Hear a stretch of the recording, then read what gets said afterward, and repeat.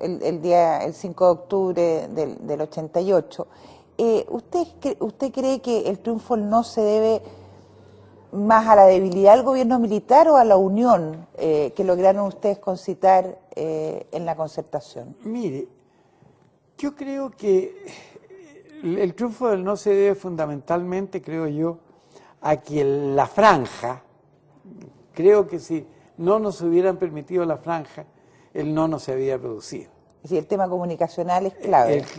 La franja permitió que nuestro discurso le llegara a la gente. Y fueron dos lenguajes muy contrapuestos. Sí. Un lenguaje altanero, muy confiado en sí mismo, un poco autosatisfecho, y un lenguaje de esperanza, pero esperanza sobre la base del cambio. Yo creo que la franja fue decisiva, y el triunfo del no fue decisivo para lo que vino después. Usted ha leído y usted vivió, más que leer, vivió como protagonista todo lo que fue esa noche, el plebiscito, las declaraciones que hizo después el general Matei. Usted que estuvo ahí, donde las papas queman, ¿realmente creyó en algún momento que el general Pinochet y que en el gobierno no se iba a aceptar los resultados? Mire, yo le cuento textualmente lo que yo viví ese día. Ya. A las 6 de la tarde yo estaba eufórico. Nuestros datos eran ganamos. Ya. Yo a través de Máximo Pacheco tenía contacto con el general Matei. Y Máximo le transmitió al general Matei nuestra información. Y a las 10 de la noche, el general Matei, entrando a La Moneda, dice, claro, ganó el no.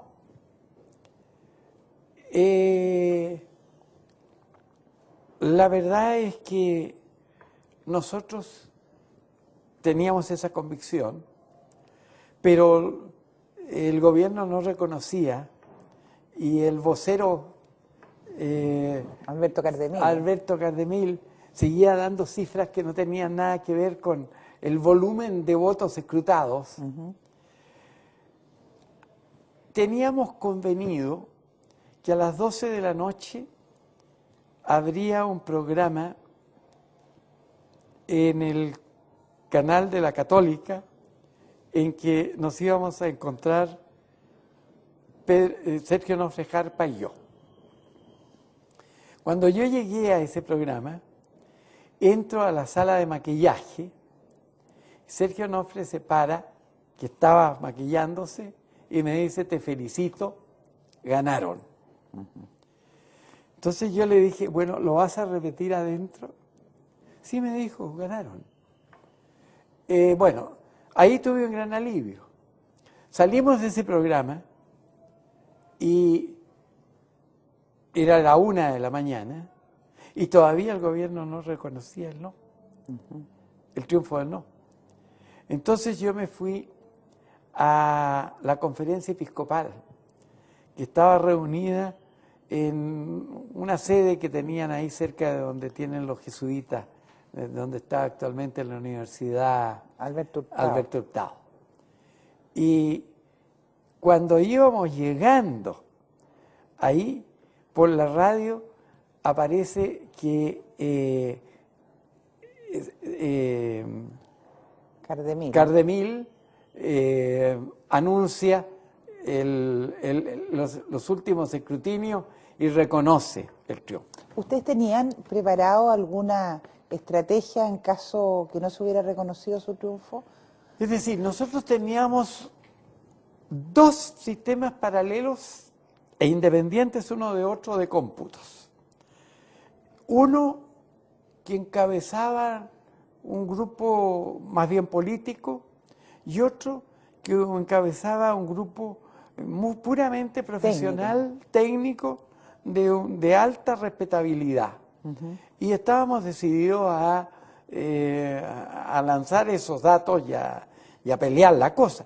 No nos podíamos quedar con el desconocimiento. Ahora, para pero, mí pero ¿qué hubiera pasado si, yo me imagino que a nivel político, los grupos de la Democracia Cristiana, el Partido Socialista, el Partido Comunista, aunque el Partido Comunista no formaba parte de la alianza, obviamente, pero tienen que haber estado preparados por si bueno, dicen que no, la y verdad, ¿qué hubieran hecho? ¿Mandado a la gente a la calle? La verdad es que uno estaba preparado para que se respetaran las reglas del juego.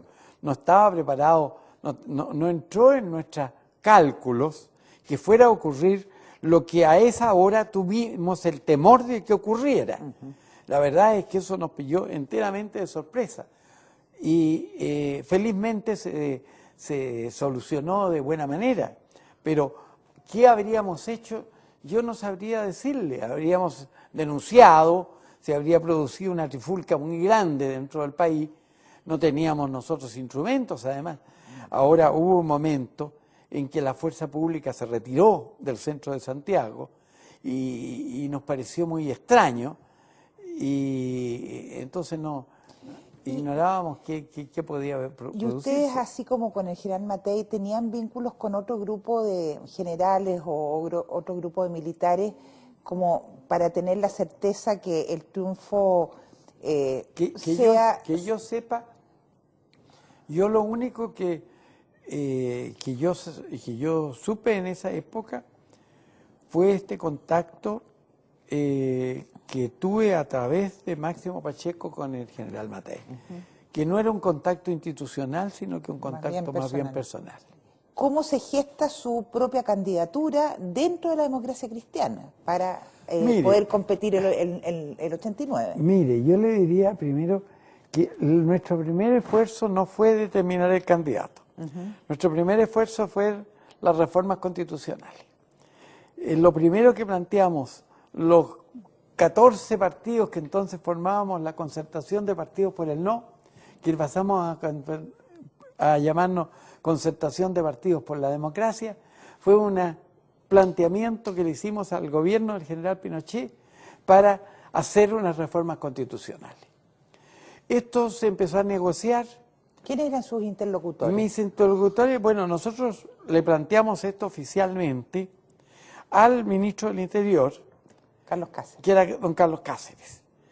Y lo planteamos públicamente, por los diarios, en una declaración oficial. Pero la primera respuesta que recibimos fue un categórico no de Pinochet. Que mientras él estuviera en el poder, nosotros pedíamos dos cosas: reformas constitucionales y que se acortara la transición. Claro. Y Pinochet contestó categóricamente que no. Cuando nosotros concretamos algunas de las reformas que planteábamos y dijimos que la primera de ellas era que el primer periodo se limitara a 4 años, Pinochet cambió de opinión y dijo que sí. Es claro que Pinochet pensó, estos caballeros en 4 años se van a liquidar, no van a ser capaces y voy a volver en gloria y majestad. Entonces, el sí de Pinochet dio origen a que se iniciaran conversaciones oficiales. Ya teníamos nosotros conversaciones a nivel político con el Partido Renovación Nacional. Creo que se llamaba así ya en ese tiempo. Sí, ya estaba como Renovación. Exactamente. Y habíamos constituido un equipo de trabajo para estudiar reformas constitucionales entre Renovación y la Concertación. Estaba Andrés Alamán ahí. Estaba Andrés Alamán ahí, pero no era el único.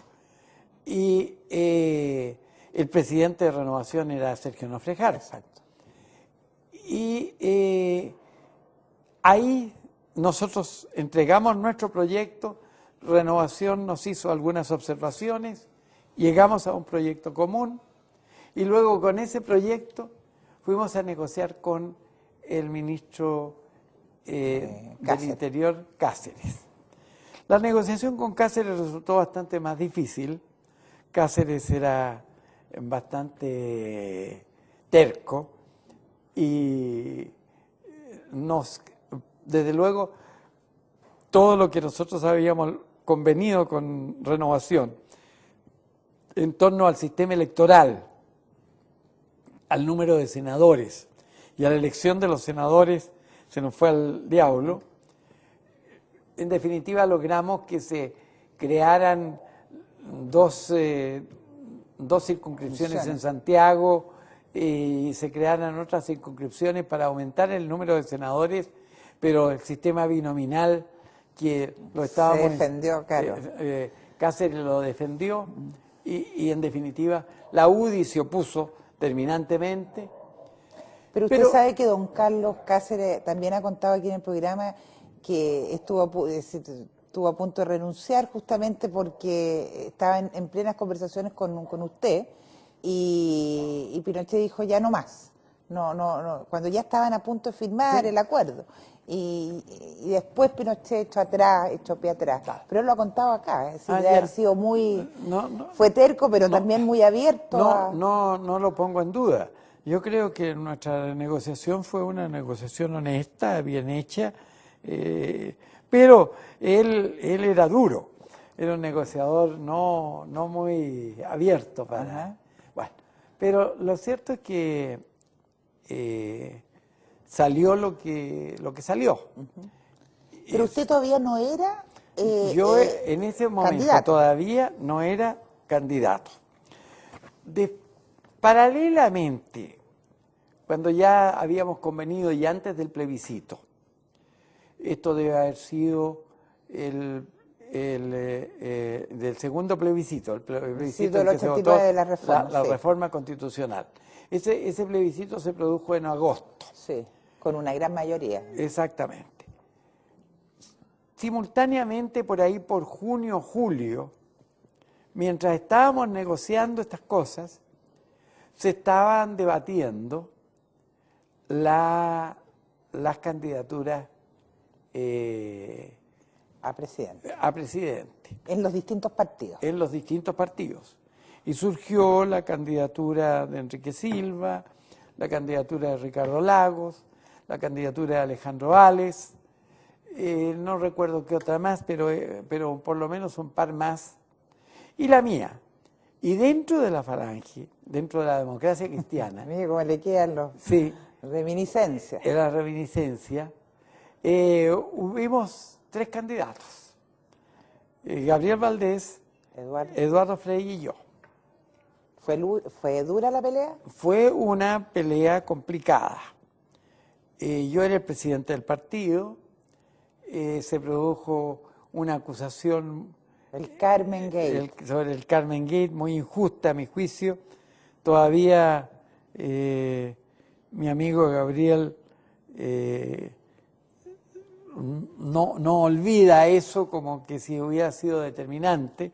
La verdad es que el Tribunal de Disciplina y la Comisión de Ética del partido unánimemente establecieron que no había habido nada de anormal.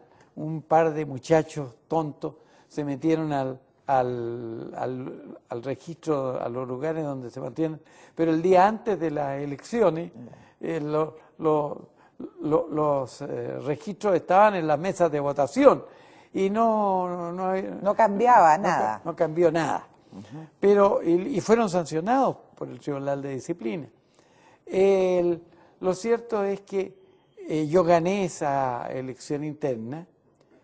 Y ¿cuál era, perdón que lo interrumpa ahí, cuál era la diferencia entre usted y Gabriel Valdés? Porque yo sé que Gabriel Valdés en definitiva después apoyó obviamente su candidatura, pero ¿cuál era la diferencia entre ustedes? Mire, yo creo que yo tenía fama de freyista y eso significaba ser, como dijéramos, del ala guatones. Y Gabriel tenía fama de chacón, del ala. Entonces la gente más de izquierda del partido se sentía más cerca de Gabriel y menos cerca de mí. creo que todo es historia antigua y creo que los motes no tienen nada que ver con la realidad. A mí me duele que Gabriel todavía se sienta, creo que no se le ha olvidado nunca y él siente como que le robaron su elección, lo que es muy injusto. Yo creo que yo no solo gané legítimamente, sino que además la verdad es que yo tenía una línea, una vida de entrega al partido. Yo fui, en definitiva, más de 8 veces presidente del partido. Entonces, él fue un muy buen ministro de Relaciones Exteriores, fue un muy buen... opositor al gobierno militar. Pero en una época ya avanzada, porque él era funcionario de Naciones Unidas hasta en gran parte del gobierno militar. Claro. En todo caso, y estaba Eduardo Frei Ruiz-Tagle también, que venía recién apareciendo.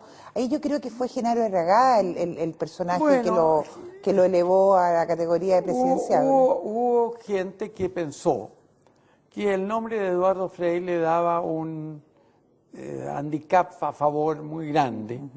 Y Genaro Herragá fue de los que estuvieron en esa posición. Yo he sabido que la noche del triunfo del no, Enrique Correa fue a hablar con Genaro Herragá y le dijo, mira, aquí es claro, lo mejor que podemos hacer los partidos de la Concertación es proclamar de inmediato a Elwin candidato a la presidencia, porque Elwin encargado, no, en fin. Y Genaro le dijo, no, yo pienso otra cosa, yo creo que la cosa va por el lado de Eduardo Frei, que es un hombre con una trayectoria histórica y en definitiva las cosas fueron como fueron, pero felizmente hemos conservado las buenas amistades. Llega el día de la elección, debe haber sido un día sumamente importante para usted, aunque quizás mucho más simbólico, debe haber sido el 11 de marzo, el día que usted se pone, ¿no es cierto?, la banda presidencial. ¿Qué pasa por su mente, por sus emociones, más allá de la cosa política? ¿Qué pasa con usted? ¿Qué siente? Bueno, primero uno siente una gran responsabilidad.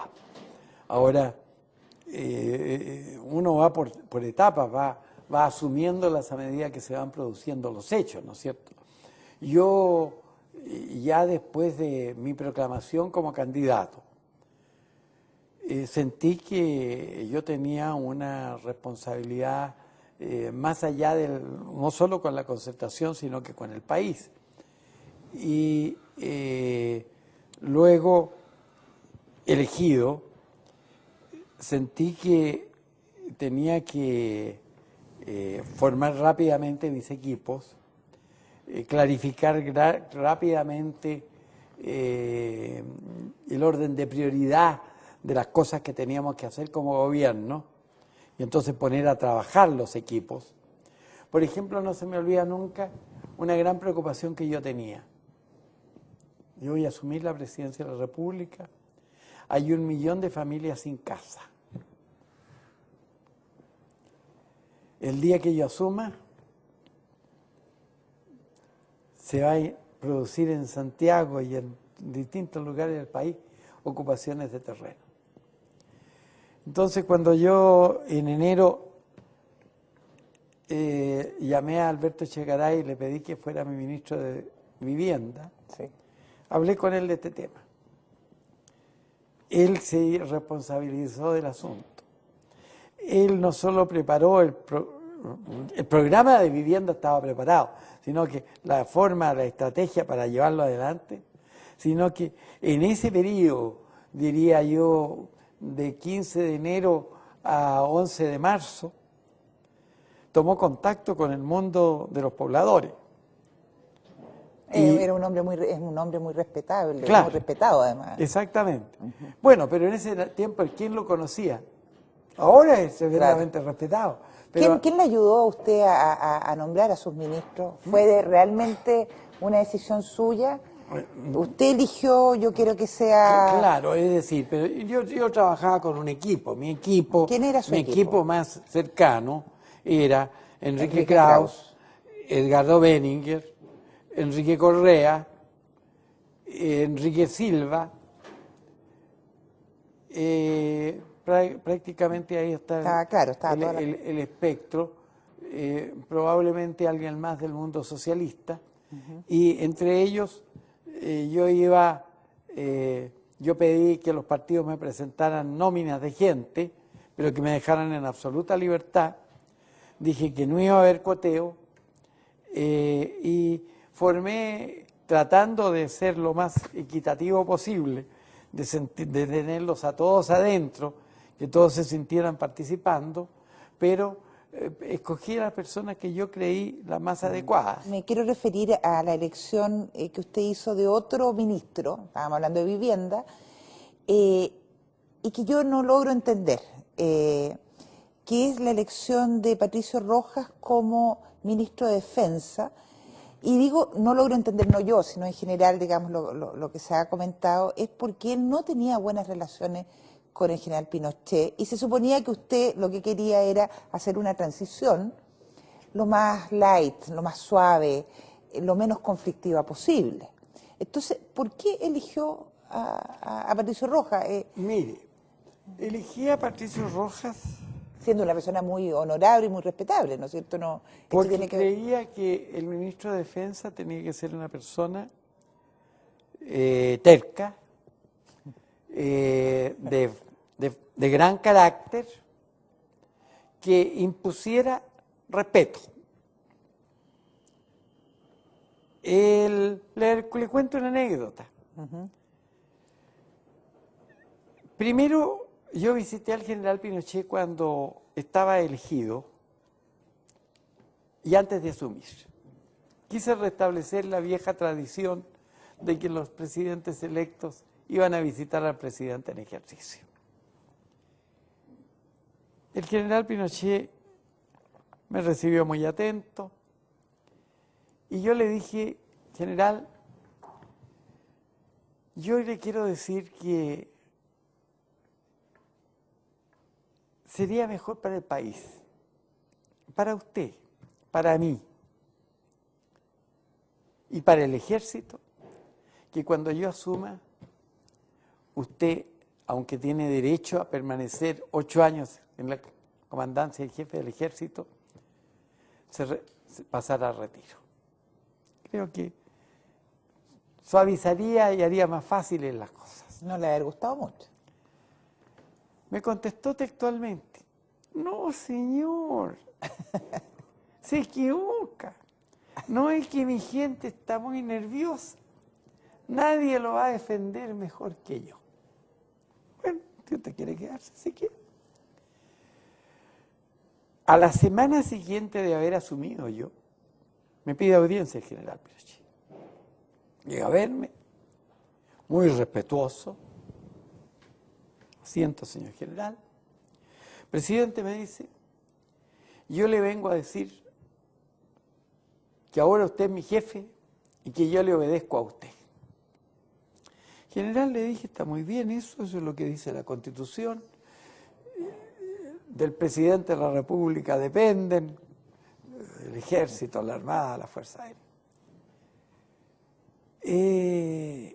Sí, me dijo, pero el ministro de Defensa no es mi jefe. General, está equivocado. Mire lo que dice la Constitución, que del Ministerio de Defensa Nacional dependen el ejército, la armada. En consecuencia, usted, que encabeza el ejército, depende del ministro de Defensa. Bueno, esto dio origen, el general agachó el moño, aceptó, pero él optó por nombrar un vicecomandante y que con el ministro se entendiera el vicecomandante, y cuando el vicecomandante no se ponían de acuerdo, el vicecomandante con el ministro, entonces acudía a mí a plantearme. Y en más de una ocasión, el general Pinochet durante mi gobierno me pidió audiencia y me dijo, me hizo algún planteamiento de política respecto del ejército. Y yo le dije, general, ¿lo consultó con el ministro de Defensa? No, entonces, después que... Entonces lo veremos. Y todo funcionó muy bien. La verdad es que durante el periodo presidencial, salvo el ejercicio de enlace y el boinazo, yo tuve una relación humana muy correcta con el general Pinochet. ¿Cómo lo definiría usted desde esa perspectiva humana? Mire, Cazurro. esa es la expresión. Él era un hombre, pero él en lo formal era muy respetuoso e incluso amistoso. Me hacía, como a él cuando iba a La Moneda, lo molestaban, porque le hacían manifestaciones en contra. Entonces yo le dije un día que él se me quejó, le dije, mire general, cuando usted quiera hablar conmigo, que su jefe de gabinete hable con el mío, yo lo recibo en mi casa y ahí nadie va a saber. Entonces él iba a mi casa y yo lo citaba a las 8 de la mañana a mi casa. Se tomaba un tecito conmigo ahí en la mañana. Me interesa preguntarle, en esas conversaciones, ¿se tocaron temas que tuvieran que ver con cosas difíciles del gobierno militar? Por ejemplo, el tema de los derechos humanos, el tema justamente de por qué él no quiso dejar el gobierno antes de tiempo, ya que había una cierta... No, la verdad es que no recuerdo haber entrado en conversaciones políticas con él. Las conversaciones eran sobre temas humanos, sobre temas de la contingencia, problemas que le interesaban al ejército o la visión que él tenía. Por ejemplo, conversamos varias veces sobre el tema de las negociaciones con Argentina, sobre límites. Esas eran materias que conversaba yo con él, o que él me planteaba, y que... o problemas relacionados con el ejército, pero no entramos a un análisis de ese tipo de cosas porque ni a mí me pareció, él no debe haber estimado el caso planteármela, ni yo creía que hurgar demasiado, hurgar en esas cosas. Usted se refirió a las situaciones con Argentina. ¿Cómo fue su relación con Menem? Muy buena, excelente. Creo que Menem es realmente, y fue como gobernante, un gran amigo de Chile. Fíjese usted que cuando yo llegué al gobierno, habían 22 problemas de límites entre Argentina y Chile.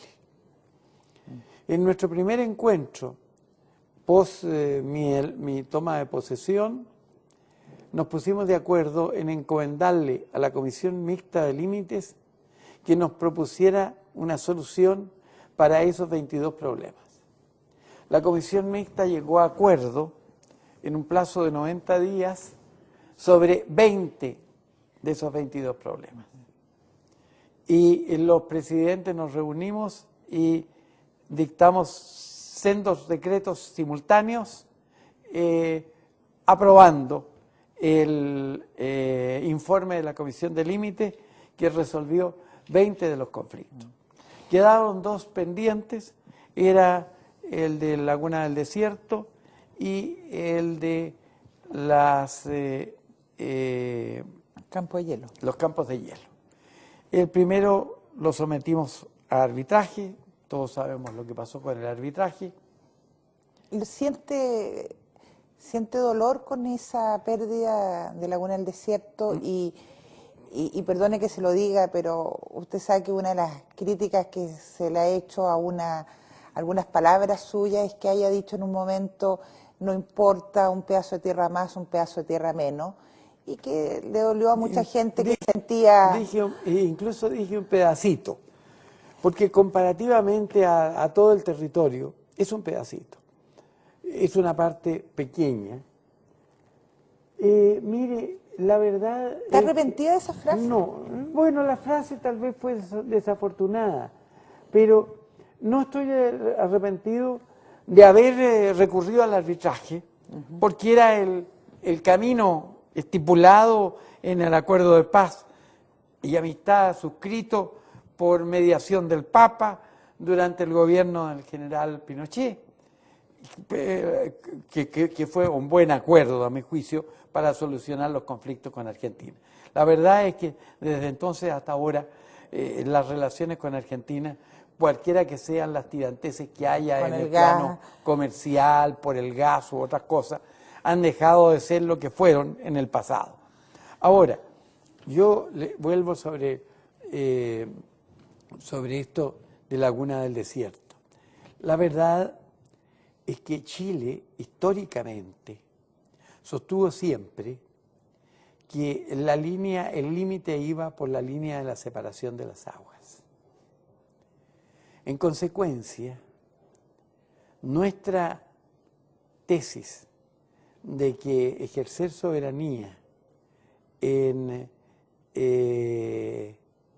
Laguna del Desierto, que claramente desagua en el Atlántico, era una tesis débil.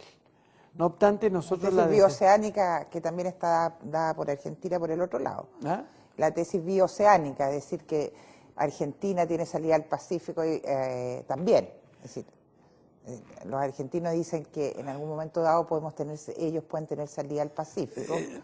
No, y eso es lo que ha sido la gran controversia. Pero lo que nosotros siempre sostuvimos desde Barros Arana, don Diego Barros Arana defendió la tesis y la planteó, la línea de la separación de las aguas, de donde los terrenos que desaguan en el Pacífico son de Chile, los terrenos que desaguan en el Atlántico son de Argentina. Eso le impide a Argentina toda salida al Pacífico, pero también nos impide a nosotros la salida al Atlántico. Y ahora, nosotros, esa tesis, sin embargo, nosotros pensamos que el arbitraje podía terminar en una transacción que nos dejara una parte de esa... Sí. Y lamentablemente no fue posible, pero no se logró. Pero yo estoy con mi conciencia muy tranquila y creo que la historia no me va a condenar por eso. Y su gobierno fue un gobierno corto, después ha habido toda una discusión si tiene que ser un gobierno de 4 o 6 años, pero usted ha declarado que en esos 4 años usted siente haber logrado una cantidad de cosas muy importantes para la historia de Chile. Yo creo que yo cumplí la tarea, yo siento que mi deber era ser el presidente de la transición y de la consolidación de la democracia, y creo que eso se logró. O sea, creo que los 4 años fueron suficientes. Y yo creo realmente que el periodo de 4 años, por mi experiencia, es un periodo suficiente para hacer un buen gobierno. Realmente su periodo, su gobierno fue de transición, porque hasta el día de hoy todavía se discute si estamos en transición o no estamos en transición. Bueno, entonces, si se considera, si se cree que para que termine la transición tienen que estar resueltos todos los problemas que se produjeron en el curso de esos años, la transición no se acaba nunca. Sí. La vida es transición. Siempre estamos cambiando, estamos avanzando o retrocediendo, pero nunca estamos estáticos. Yo creo que efectivamente, yo al 2.º año de mi gobierno declaré terminada la transición. La democracia ha vuelto para quedarse. ¿Cuándo? Cuando habíamos aprobado la reforma constitucional de descentralización territorial, el sistema estaba funcionando, la economía funcionaba bien, consideré y dije en un mensaje, en uno de mis mensajes del 21 de mayo, que yo consideraba terminar la transición. Don Patricio, ¿usted está escribiendo sus memorias? A ver, yo estoy escribiendo no memorias de mi gobierno, sino que de antes de mi gobierno. Si termino esa y Dios me da vida y salud, a lo mejor voy a escribir algo sobre mi gobierno. Sería muy interesante porque, de nuevo, se nos fue el tiempo y alcanzamos solamente a hacer unas muy pequeñas pinceladas de lo que fue este proceso por medio del cual usted llegó en el año 90 a ser uno de los actores principales de lo que justamente es la transición.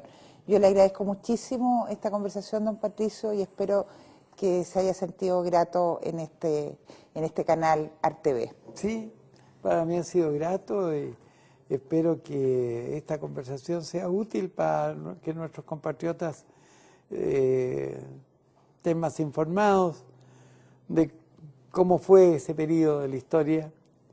Para mí ha sido un gran honor y una gran responsabilidad que mis compatriotas me asignaran esa tarea en un momento que era difícil. Y sin falsa modestia, creo que no lo hicimos mal. Creo que el país desde entonces ha marchado por un buen camino. No llegamos con ánimo de revancha, sino que llegamos con ánimo de mirar al futuro, pero al mismo tiempo llegamos con ánimo de justicia. No nos hemos referido en este evento, en esta conversación, al tema que para mí era el más difícil, el tema de los derechos humanos. La creación de la Comisión Rettig y todo eso fue, a mi juicio, de mucha importancia.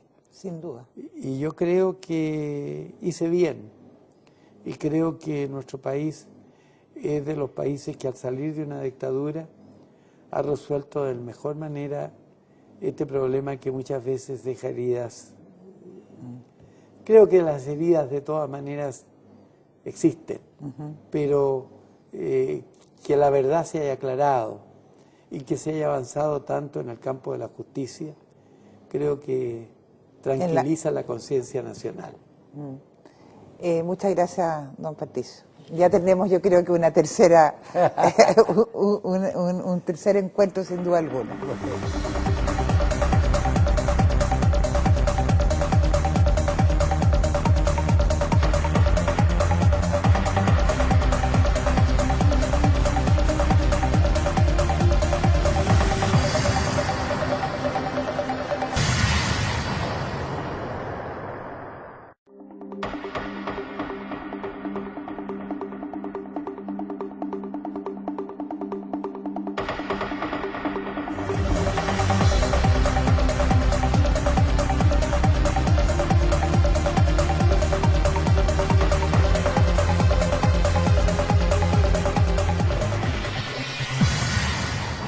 Don Patricio, estoy muy contenta de que esté de nuevo con nosotros en esta cita con la historia.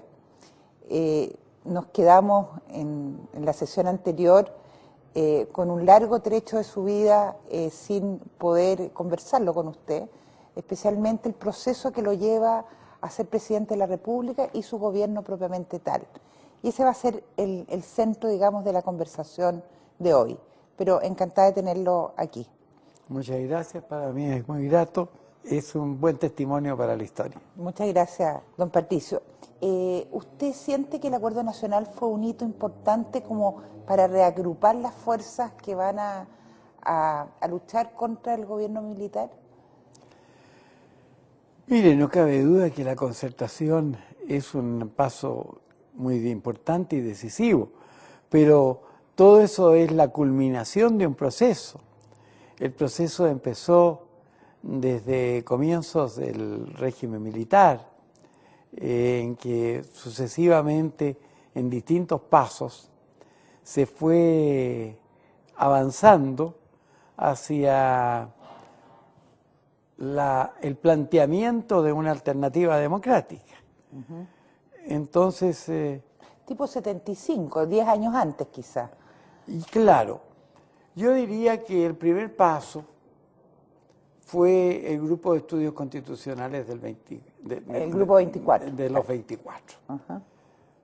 Porque ese grupo fue un intento de juntar a gente de formación democrática, de todo el espectro político, desde un Héctor Correa conservador, claro, hasta socialistas, incluso un comunista, que éramos personas formadas en Derecho generalmente, o académicos de otras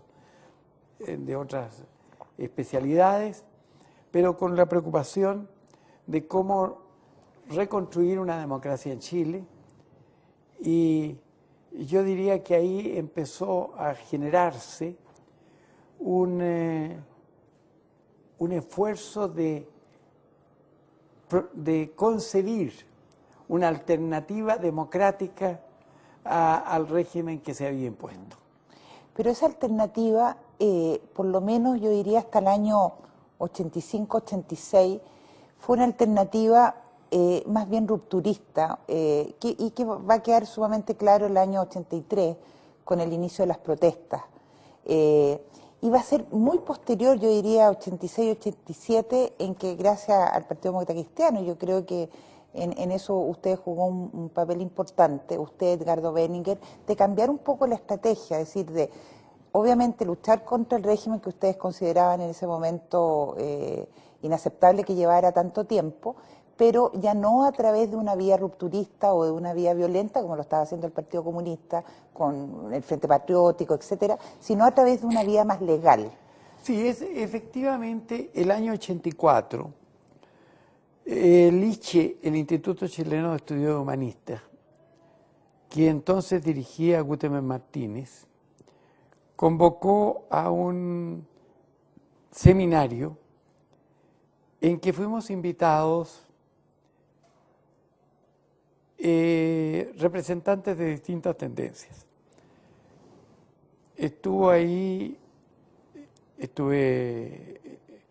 Había gente, estuvo Carlos Briones, por el Mundo Socialista. El último ministro del Interior, ¿no? Estuvo Enrique Silva Cima, por el Mundo Radical.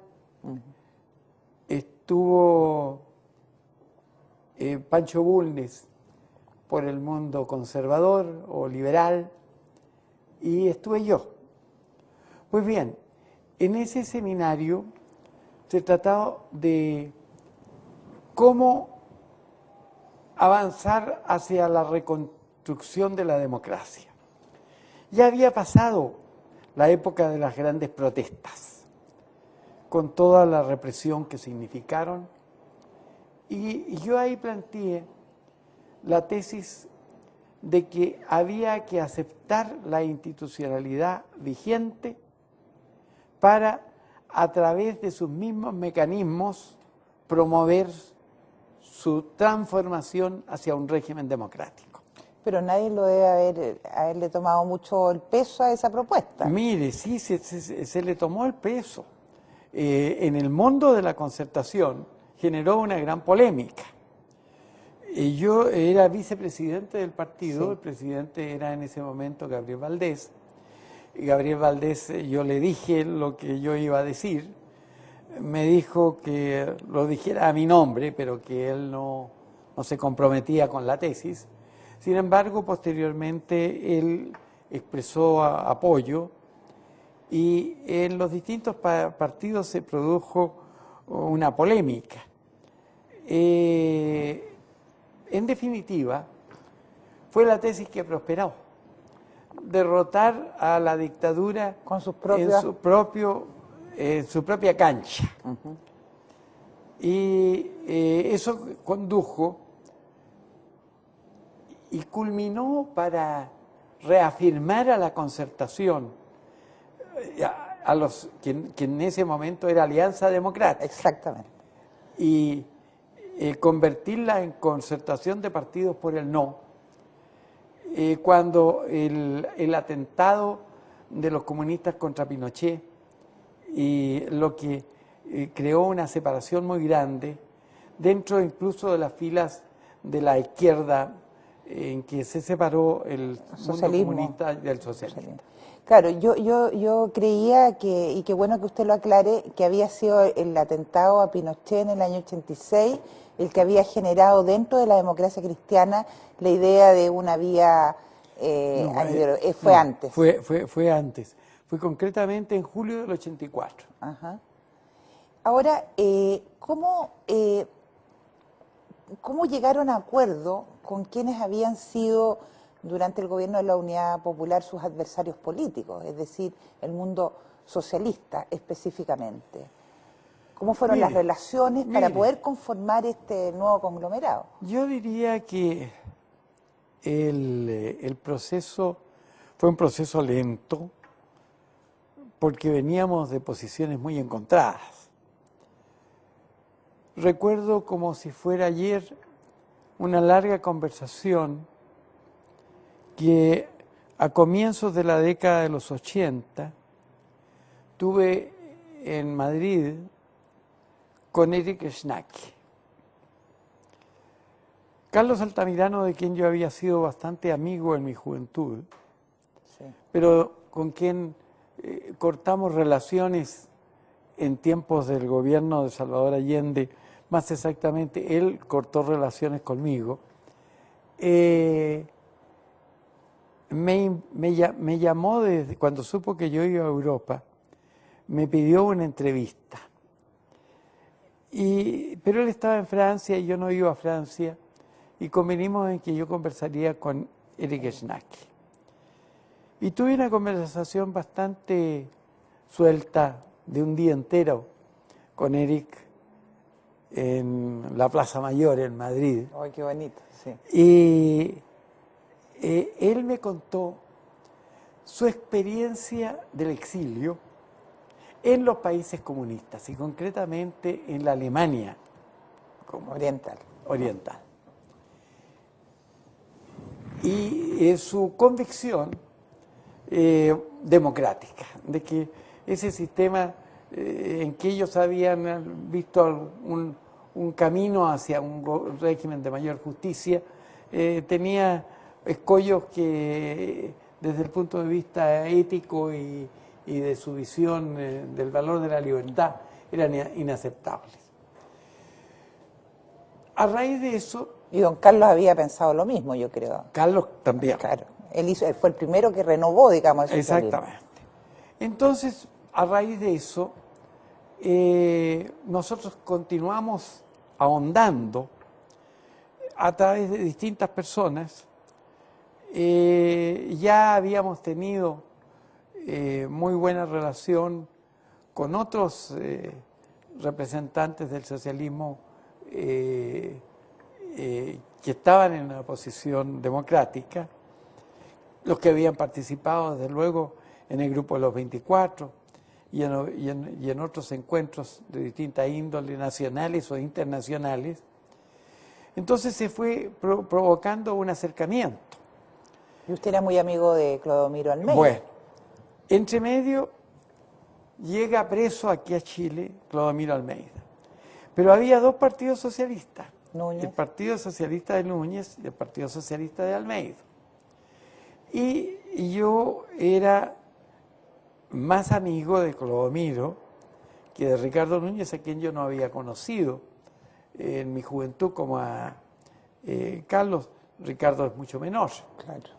Y yo había tenido también vinculaciones había vuelto a tener una relación bastante estrecha con Enrique Correa, que se había acercado a mí. Enrique Correa fue demócrata cristiano. Claro.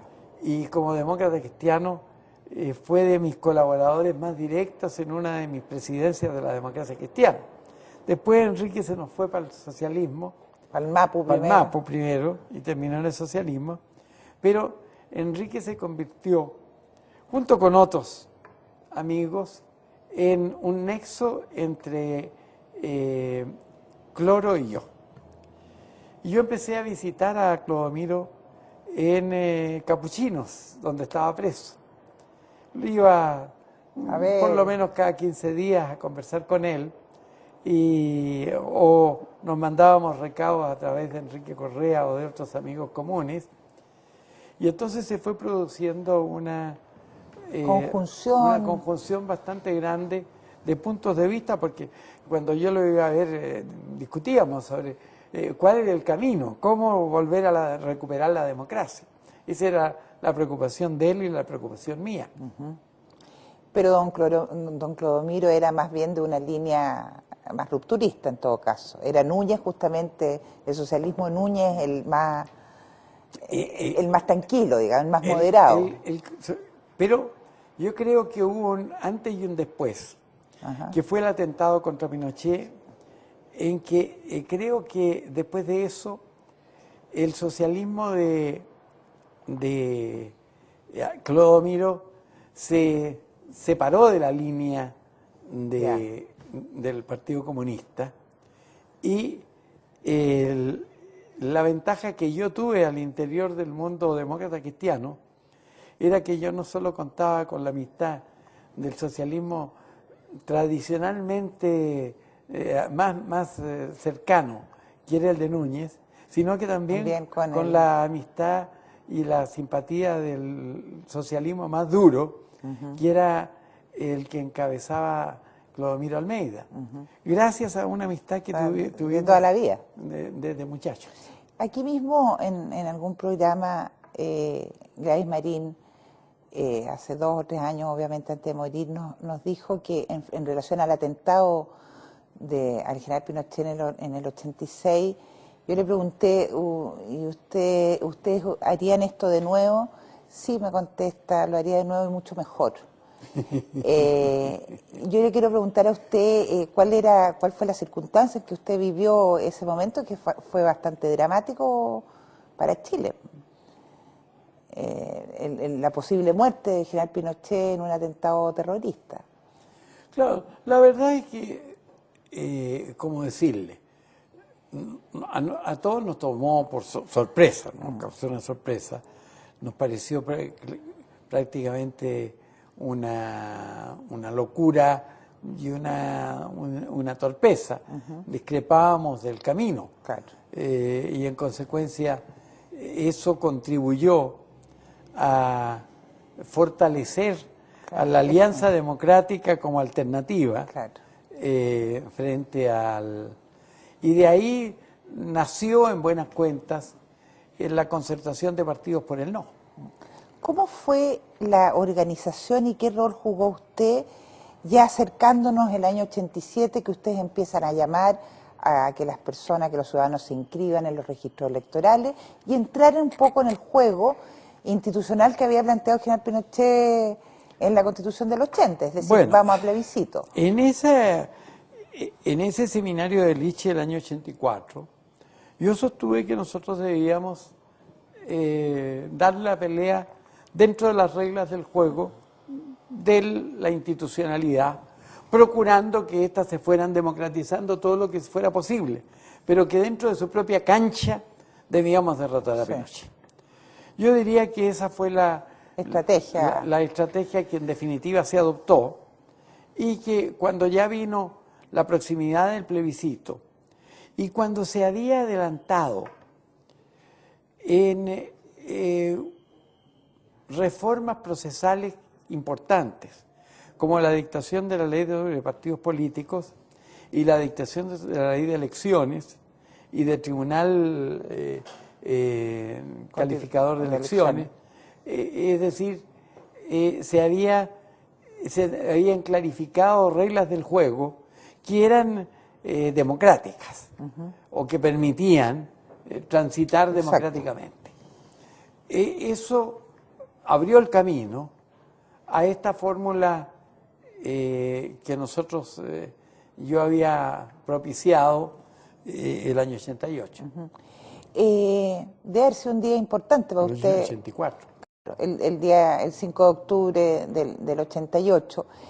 ¿Usted cree que el triunfo no se debe más a la debilidad del gobierno militar o a la unión que lograron ustedes concitar en la concertación? Mire, yo creo que el triunfo del no se debe fundamentalmente, creo yo, a que la franja, creo que si no nos hubieran permitido la franja, el no se había producido. Es decir, el tema comunicacional es clave. La franja permitió que nuestro discurso le llegara a la gente. Y fueron dos lenguajes muy contrapuestos. Sí. Un lenguaje altanero, muy confiado en sí mismo, un poco autosatisfecho, y un lenguaje de esperanza, pero esperanza sobre la base del cambio. Yo creo que la franja fue decisiva, y el triunfo del no fue decisivo para lo que vino después. Usted ha leído y usted vivió, más que leer, vivió como protagonista todo lo que fue esa noche del plebiscito, las declaraciones que hizo después el general Matei. Usted que estuvo ahí, donde las papas queman, ¿realmente creyó en algún momento que el general Pinochet y que en el gobierno no se iba a aceptar los resultados? Mire, yo le cuento textualmente lo que yo viví ese día. Ya. A las 6 de la tarde yo estaba eufórico. Nuestros datos eran ganamos. Ya. Yo, a través de Máximo Pacheco, tenía contacto con el general Matei.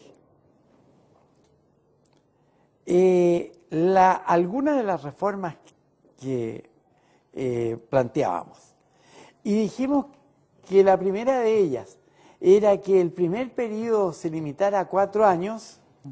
Pinochet cambió de opinión y dijo que sí. Es claro que Pinochet pensó, estos caballeros en 4 años se van a liquidar, no van a ser capaces y voy a volver en gloria y majestad. Entonces, el sí de Pinochet dio origen a que se iniciaran conversaciones oficiales. Ya teníamos nosotros conversaciones a nivel político con el Partido Renovación Nacional. Creo que se llamaba así ya en ese tiempo. Sí, ya estaba como Renovación. Exactamente. Y habíamos constituido un equipo de trabajo para estudiar reformas constitucionales entre Renovación y la Concertación. Estaba Andrés Alamán ahí. Estaba Andrés Alamán ahí, pero no era el único. Y el presidente de Renovación era Sergio Nofrejar. Exacto. Y ahí nosotros entregamos nuestro proyecto, Renovación nos hizo algunas observaciones, llegamos a un proyecto común, y luego con ese proyecto fuimos a negociar con el ministro del Interior, Cáceres. La negociación con Cáceres resultó bastante más difícil. Cáceres era bastante terco y desde luego, todo lo que nosotros habíamos convenido con Renovación en torno al sistema electoral pareció muy extraño, y entonces ignorábamos qué podía producirse. ¿Y ustedes, así como con el general Matei, tenían vínculos con otro grupo de generales o otro grupo de militares como para tener la certeza que el triunfo sea... Que yo sepa, yo lo único que yo supe en esa época fue este contacto que tuve a través de Máximo Pacheco con el general Matei, que no era un contacto institucional, sino que un contacto más bien personal. ¿Cómo se gesta su propia candidatura dentro de la democracia cristiana para poder competir el 89? Mire, yo le diría primero que nuestro primer esfuerzo no fue determinar el candidato. Nuestro primer esfuerzo fue las reformas constitucionales. Lo primero que planteamos, los 14 partidos que entonces formábamos la Concertación de Partidos por el No, que pasamos a llamarnos Concertación de Partidos por la Democracia, fue un planteamiento que le hicimos al gobierno del general Pinochet para hacer unas reformas constitucionales. Esto se empezó a negociar. ¿Quiénes eran sus interlocutores? Mis interlocutores, bueno, nosotros le planteamos esto oficialmente al ministro del Interior, Carlos Cáceres. que era don Carlos Cáceres. Y lo planteamos públicamente, por los diarios, en una declaración oficial. Pero la primera respuesta que recibimos fue un categórico no de Pinochet. Que mientras él estuviera en el poder, nosotros pedíamos dos cosas: reformas constitucionales y que se acortara la transición. Claro. Y Pinochet contestó categóricamente que no. Cuando nosotros concretamos, y Máximo le transmitió al general Matei nuestra información, y a las 10 de la noche, el general Matei, entrando a La Moneda, dice, claro, ganó el no.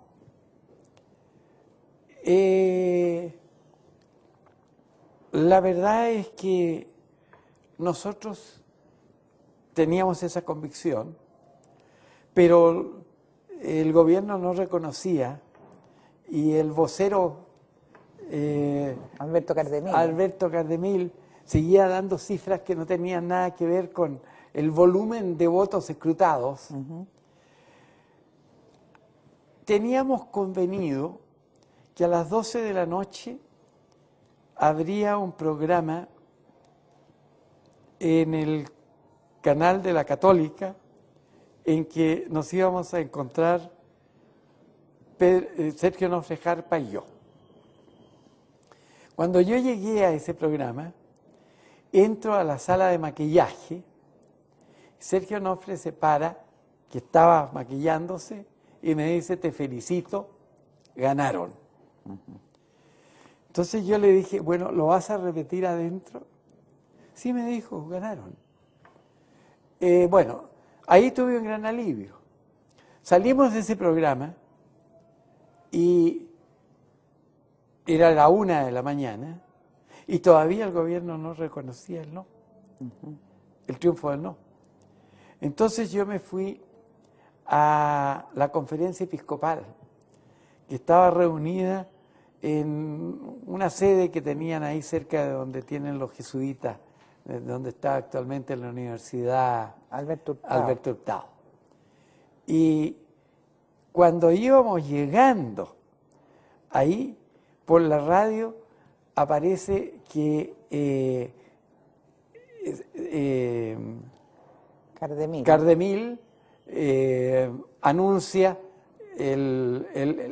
los últimos escrutinios y reconoce el triunfo. ¿Ustedes tenían preparado alguna estrategia en caso que no se hubiera reconocido su triunfo? Es decir, nosotros teníamos dos sistemas paralelos e independientes uno de otro de cómputos.